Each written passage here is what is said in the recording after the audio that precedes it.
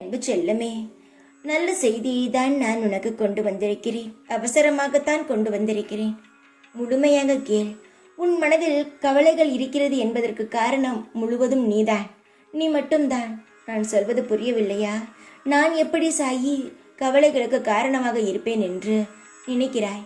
தங்குமே, முதலில் நாம் ஒரு செயலை செய்து வெற்றி பெற வேண்டும் என்பது நினைக்க வேண்டாம். எல்லா செயலும் செய்து ஒரே நேரத்தில் வெற்றி பெற வேண்டும் என்பது நினைக்க கூடாது.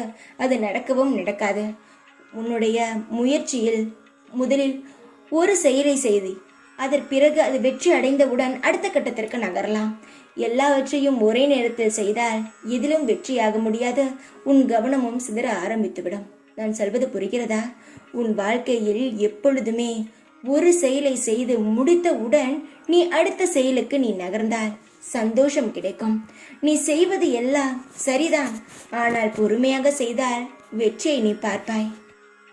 நான் உனக்கு ஒரு சிறு குறிப்பாக சொல்கிறேன் என்று நினைத்து கொள்ளேன்.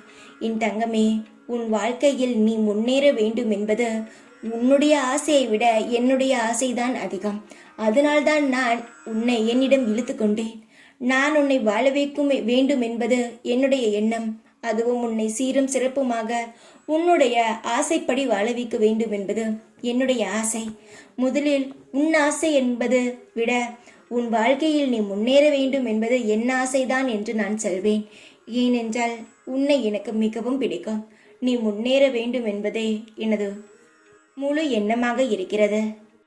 நீ எதிர்பார்த்ததுதான் நடக்கப் போகிறது. உன் வாழ்க்கையில் நீ எப்படியெல்லாம் வாழ வேண்டும் என்று கனவு காண்டாயோ அது போலவே நடக்கப் போகிறது. நீ எப்பொழுதும் படுத்தவுடன் என்ன யோசிப்பாய்? நம் வாழ்க்கையில் இப்படியெல்லாம் இருக்க வேண்டும் என்று நினைத்தோம். ஆனால் காலங்களும் நேரங்களும் ஓடுகிறதே தவிர ஆனால் உன் வாழ்க்கையில் எதுவுமே நடக்கவில்லை. என்னுடைய ஆசைகளும் கனவுகளும் கனவாக போய்விடுமோ என்று நினைக்கிறாய். முதலில் கண்ணீரை துடைத்து கொண்டு நான் பேசுவதை நீ கேட்டுக்கொள். தைரியமாக தான் இருப்பாய்.